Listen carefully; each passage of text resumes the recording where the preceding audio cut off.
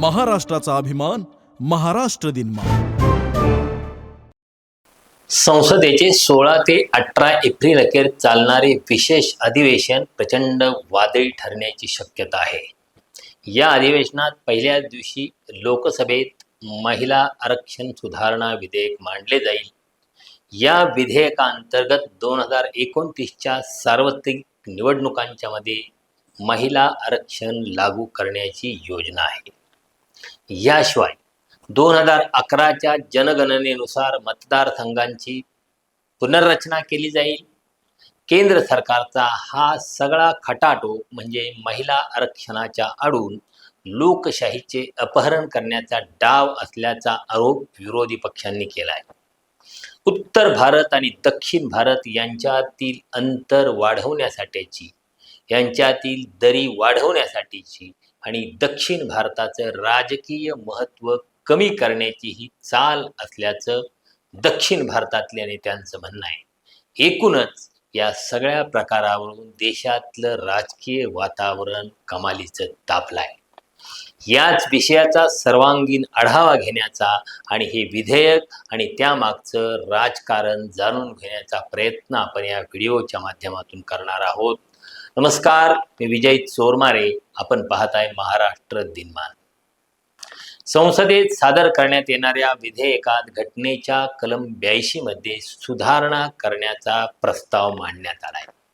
या बदलामुळे आगामी पुनर्रचनेसाठी 2026 नंतरच्या जनगणनेची वाट पाहण्याची अट शिथिल करण्यात येणार आहे.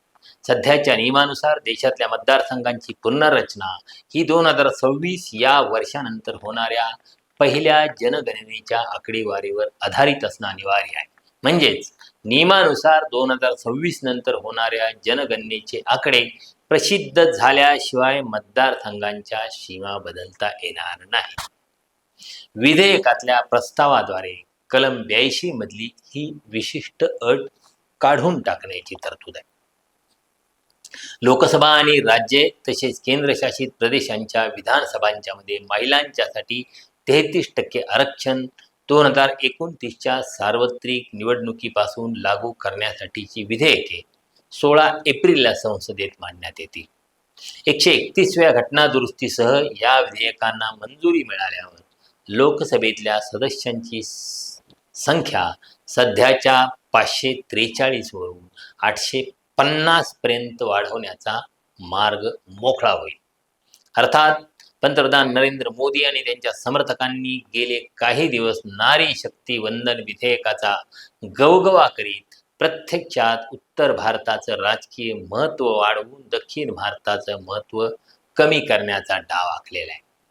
काँग्रेसच्या नेत्या सोनिया गांधी यांनी 2 दिवसापूर्वी द हिंदू या वृत्तपत्रात लेख लिहून सरकारच्या या एकूण कारस्थानावर प्रकाश टाकलेला आहे आणि काही धोक्याचे इशारे सुद्धा दिलेले आहेत. सोनिया गांधी यांनी म्हटलंय की लोकसभा मतदारसंघांची येणारी डिलिमिटेशन म्हणजे परिसीमन प्रक्रिया केवळ तांत्रिक नाही तर भारताच्या संघराज्य रचनेवर परिणाम करणारी ती राजकीय प्रक्रिया आहे. प्रस्तावित विधेयकामुळे दक्षिण भारतावर अन्याय होण्याची भीती सोनिया गांधींनी व्यक्त केली. दक्षिण भारतातील राज्यांनी लोकसंख्या नियंत्रण यशस्वीपणे राबवलं, पण आता त्यात राज्यांना कमी लोकसभा जागा मिळण्याचा धोका आहे. म्हणजे चांगले काम करणाऱ्यांना शिक्षा मिळते अशी भावना त्यातून निर्माण होऊ शकते. उत्तर भारतात लोकसंख्या जास्त वाढल्यामुळे त्या राज्यांना अधिक जागा मिळतील. परिणामी संसदेत उत्तर भारताचं वर्चस्व वाढेल आणि दक्षिण भारताचा आवाज कमकुवत होईल. भारताची रचना राज्यांच्या समतोलावर आधारित आहे. जर काही राज्यांना जास्त आणि काहींना कमी प्रतिनिधित्व मिळालं तर हा समतोल बिघडू शकतो. त्यामुळे केंद्र राज्य संबंधांच्या मध्ये तणाव वाढू शकतो. या धोक्याकडेही सोनिया गांधी यांनी लक्ष वेधले. उत्तर दक्षिण विभागणी अधिक तीव्र होऊन त्यांच्यातील भावनिक अंतर वाढण्याची शक्यताही यामुळे निर्माण झालेली आहे. त्याचबरोबर राज्यांच्या मध्ये असंतोष आणि संघर्ष वाढू शकतो. तसेच राष्ट्रीय एकात्मतेवर परिणामी होऊ शकतो असा धोक्याचा इशारा सोनिया गांधी यांनी दिलेला आहे. सोनिया गांधी यांनी सुचवले की मतदारसंघांचं परिसीमन करताना फक्त लोकसंख्या हा निकष वापरू नये. राज्यांच्या विकास, कामगिरी आणि संतुलन यांचाही विचार करावा.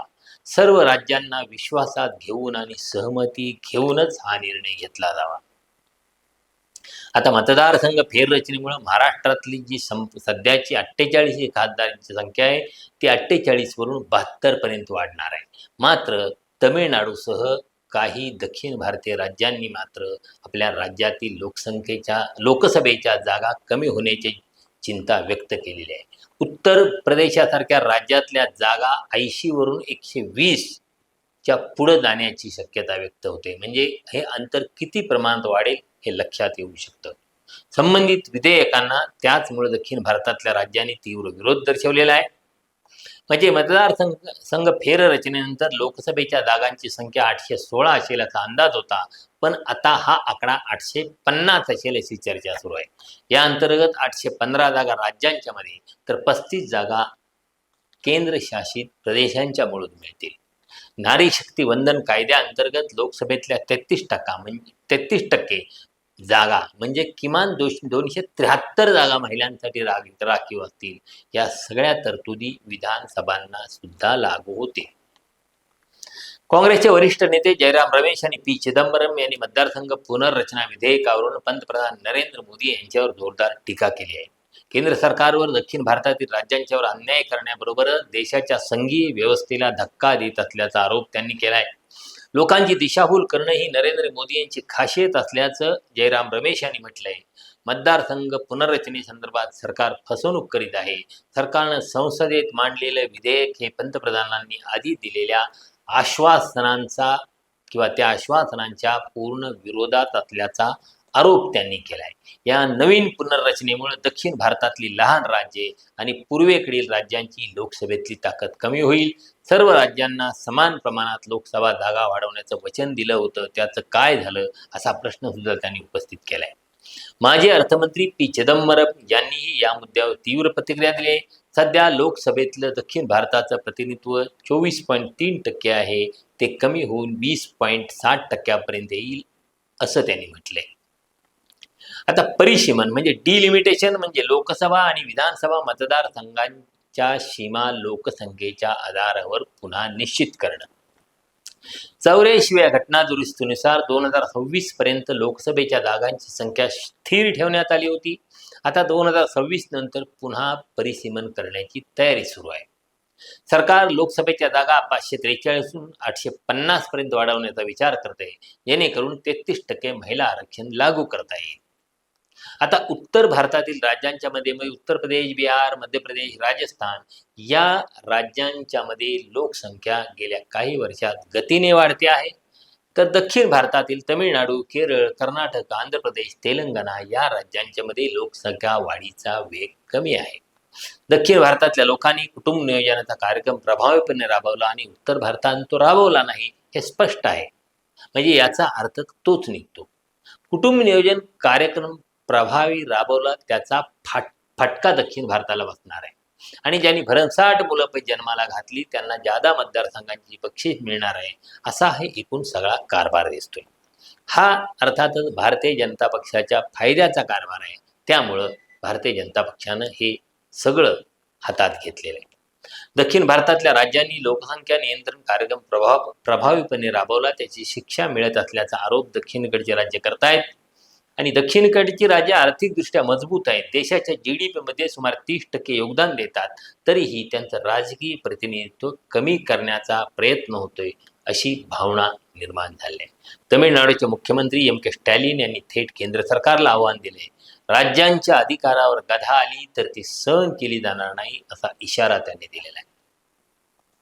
अनेक तज्ज्ञांनी मतदारसंघांचं परिसीमन राष्ट्रीय एकात्मतेला धक्का न लावता कसं राबवता येईल यासाठी काही उपाय सुचवले आहेत. म्हणजे लोकसभेतील एकूण जागांची संख्या वाढवावी, पण कोणत्याही राज्याची सध्याची संख्या प्रत्यक्षात कमी होऊ नये. काही राज्यांना अतिरिक्त जागा देताना किमान हमी देता यावी. म्हणजे लोकसभेच्या जागांचं वाटप 100% केवळ लोकसंख्येवर आधारित असण्याऐवजी त्यासाठी वेगळं सूत्र वापरता येऊ शकतं.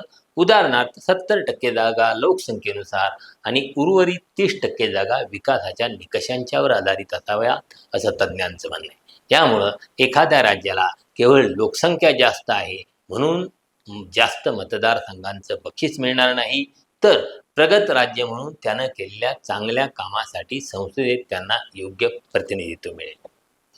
अंतिम निर्णय घेण्यापूर्वी राज्य सरकार, विरोधी पक्ष, तज्ज्ञ, नागरी समाज या सर्वांचा सहभाग असलेली व्यापक राष्ट्रीय सल्लामसलत आवश्यक असल्याचंही काही तज्ज्ञांनी सुचवलेलं आहे. जर ही प्रक्रिया रेटून तशीच राबवली गेली तर उत्तर दक्षिणेतील दरी अधिक रुंदावेल. काही प्रदेशांच्या मध्ये विश्वासघाताची भावना निर्माण होईल आणि एका नव्या अराजकाला ते निमंत्रण देणारं ठरू शकेल. केंद्र सरकार म्हणजे भारतीय जनता पक्ष राजकीय फायद्यासाठी विस्तवाशी खेळत असल्याचं तज्ज्ञांचं मत आहे. बघूया नेमकं काय आणि कसं घडता येते. तुम्हालाही या संदर्भात काय वाटतं ते कमेंट बॉक्समध्ये लिहा आणि महाराष्ट्र दिनमानचे यूट्यूब चॅनल लाईक, शेअर आणि सबस्क्राईब करायला विसरू नका. धन्यवाद.